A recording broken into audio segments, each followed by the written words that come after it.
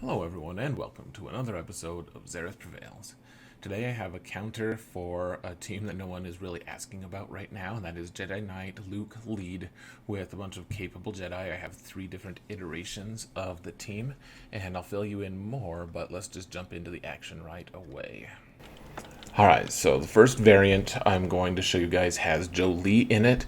I eventually took him out of this composition, but otherwise it's Jedi Luke lead with Jedi Revan and Hermit Yoda and Grandmaster Yoda. So you'll note first that Vader goes first. He's got a huge amount of speed boost from his kit and against the Jedi, so he goes first. I don't know if he would go first against Jedi Revan, but we're not talking about that counter specifically. He goes first, and he gets to ability block everyone, or at least try to ability block everyone.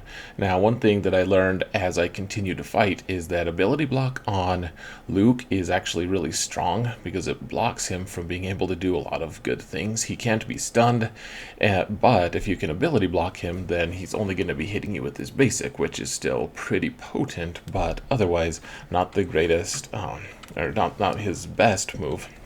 Now, you'll note that I killed Jedi Knight Revan first, right away, and that is just because he will, otherwise, if I kill someone else, he'll use Savior and revive them, but because Revan is not the leader, then he is susceptible to just being destroyed. Now, Luke did eventually get to stun everyone, but because we have Traya on the team and I have her Zeta, I get to dispel that as my characters continue to move along and take their turns. So they're stunned right now. Eventually that will not matter at all, and we're just trying to take these guys out one at a time. So one thing to keep in mind too, guys, is I'm sure that there are more optimized ways to move and to do all this stuff. I think I got quite a bit better toward the end, and you guys will see that in the videos. But this is my first iteration. I think this is just my second time using this composition against Luke. So I'm going to make mistakes. That's just how it goes. But hopefully we can all learn something from this. So keeping ability block on Jolee is fantastic, and of course, it's really hard to do because he has all the tenacity. It's almost impossible, but because of Vader's lead, Vader's basic, I should say, the way his basic works on Jedi is you always get ability block off, or at least most of the time, if he succeeds in dropping it. So it was a pretty huge just destruction wave trying to kill that team. There was no tank. I could just select which targets I wanted, and so when I asked my friend to put in or rather General Kenobi, this is what happened. They killed almost my entire team. I barely escaped with an annihilate, and it is real fun to just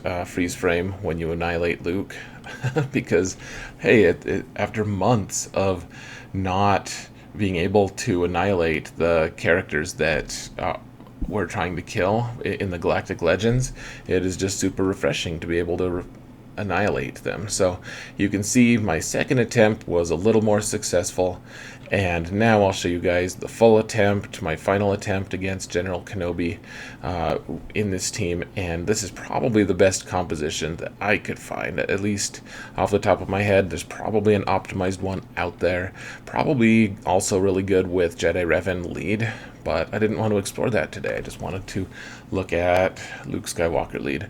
So you want ability block on Luke, and right away if you can, and otherwise you can't really get ability block on Jedi Revan. So that's who I targeted usually if I could for the AoE from Darth Vader, just because if you have to target someone with that, you may as well target the person who can't get ability block. So you put Isolate on General Kenobi, which I had been struggling with before. Now, I didn't change any mods at all, and my mods aren't like wonderful. This is just my standard Grand Arena set. I mean, they're fine. You can check my account if you want. Just search Xaereth, swgoh.gg. They're not super fast. Darth Vader has a speed set on him actually with potency, so not even optimized. This team is all relic. It's all relic 3 or above. But for the most part, the Triumvirate's only relic 3. So you can see Yoda got Foresight up, and that's kind of a conundrum because I don't have anything that ignores that really, other than just like random hits. So I'm just kind of in a holding pattern. Now, Scion can ignore Foresight with that hit. So went for it, and so of course I used Vader's new special. It's pretty cool. I'm just trying to get ability block. I was thinking, oh cool, if I hit these guys with ability block, then maybe it will dispel the Foresight, but that's not how Foresight works.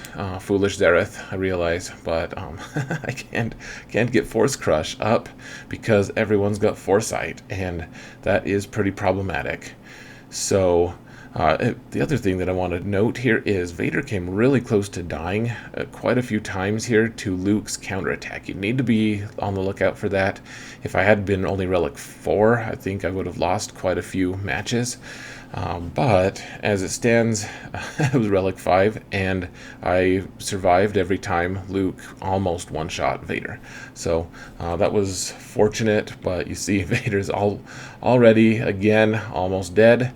And I tried to shock Luke there just for fun to see if he would kill Palpatine, because you gotta have fun, and it's fun to see Luke not just like crumple into a little ball when Palpatine tries to shock him.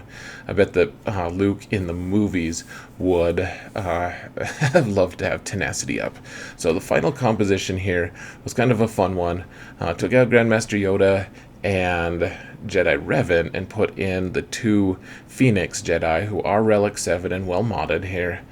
And I wanted to see how they would do. My friend wanted to see how they would do. And you can see that my friend actually, we're all testing this in the arena, my friend actually was able to beat this composition on defense with this Phoenix squad. So it's not as awful as you might think, but it is missing quite a bit. There's 2 tanks. If initially I thought that maybe this would be really hard because there's 2 tanks going on, but there's 2 tanks.